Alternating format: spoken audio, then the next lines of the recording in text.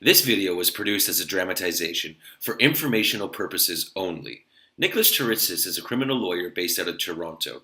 He's available 24 hours a day, 7 days a week for any of his clients' needs. And in this video, we specifically emphasize the bail hearing process in Toronto.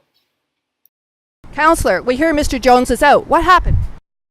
11 o'clock last night, I received a call from the police station 32 Division advising me that Mr. Jones had been arrested for domestic assault.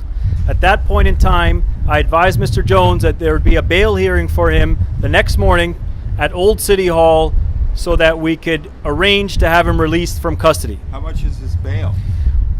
His bail has been set at $10,000. What we did is we arranged for a close family friend of Mr. Jones to come to court today to sign bail for Mr. Jones. The family friend is a Canadian citizen, does not have a criminal record, has not bailed anyone else out before, and has agreed to have Mr. Jones come and live with them at his residence. What are the conditions of his bail? Mr. Jones will not be allowed to go back to his residence with his wife and children. There is essentially a restraining order put in place until this matter goes to trial. Has he been previously accused of any crime? Mr. Jones has a prior allegation of domestic assault on the same complainant outstanding. That's why the bail has been set at $10,000 in this particular case. I've arranged for the surety not to have to pay the bail in cash. The surety will only sign a promissory note to make sure that Mr. Jones follows the conditions of his bail. If Mr. Jones breaches the bail conditions, he'll be rearrested and the surety stands to lose $10,000. How's he going to support his family? Presumably he wants to continue to support his family. Over the next 18 months, Mr. Jones will be able to continue with his work. What we will do is at a later point in time, we will request a bail variation so that Mr. Jones can have contact with his wife and his kids.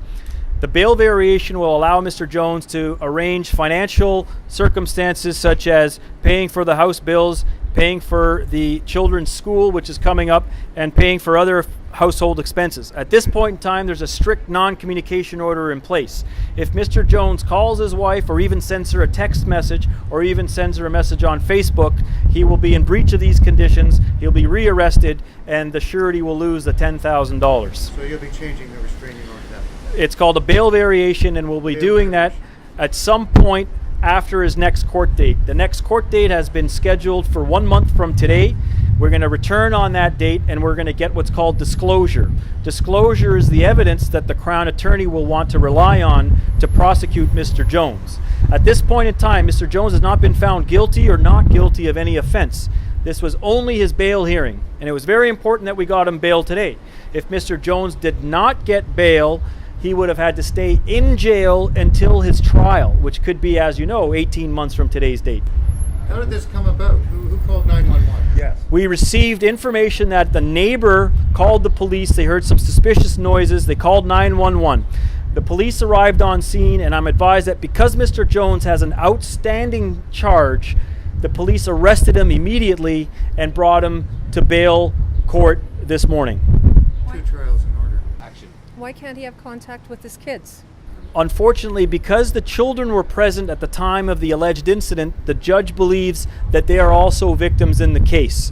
We will be making a request to the court for a bail variation for him to have contact with his children in due course.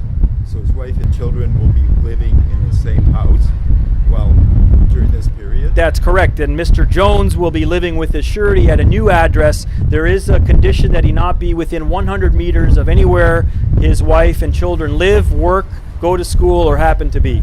Is he going to be guarded by security? He will not. That's the point of the surety coming to court to bail him out. It's the surety's responsibility to ensure that Mr. Jones follows the bail conditions. There will be no court officers or police officers or guards guarding Mr. Jones while he's out on bail. He is presumed innocent until proven guilty.